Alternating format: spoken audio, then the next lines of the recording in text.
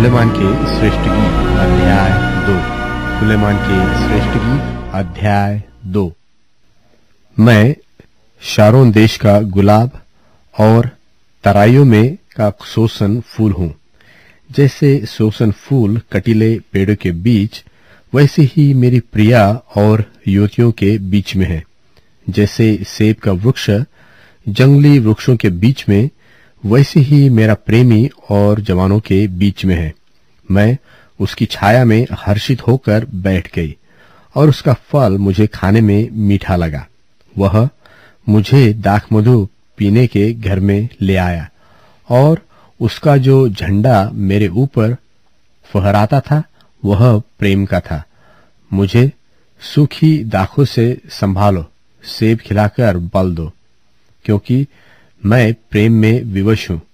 उसका बाया हाथ मेरे सिर के नीचे है। वह अपने दाहिने हाथ से मुझे आलिंगन कर रहा है। हे यरूशलेम की पुत्रियों, मैं तुमसे चिकारियों और मैदान की हरनियों की शपथ धराकर कहती हूं कि जब तक प्रेमी आपसे न उठे तब तक उसको न उसकाओ, न जगाओ। मेरे प्रेमी का शब्द सुन पड़ता है। देखो, वह पहाड़ों पर कूदता और पहाड़ियों पर फांदता हुआ आता है। मेरा प्रेमी चिकारे व जवान हरिन के समान है। देखो, वह हमारी भीत के पीछे खड़ा है और खिड़कियों से झांकता है और झंझरी से ताकता है।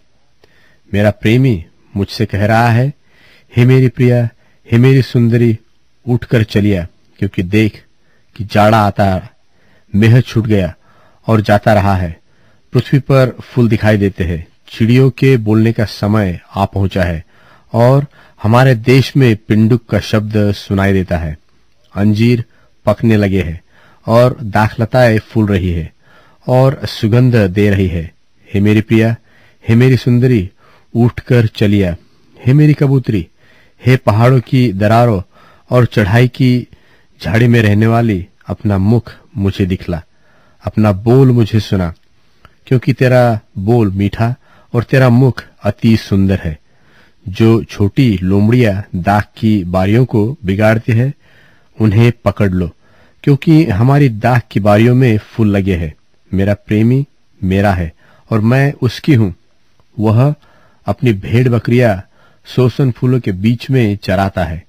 जब तक दिन का ठंडा समय न आए और छाया लंबी होते होते मिट न जाए, तब तक हे मेरे प्रेमी फिर और उस चिकारे व जवान हरिणी के समान बन, जो बेतेर के पहाड़ों पर फिरता है।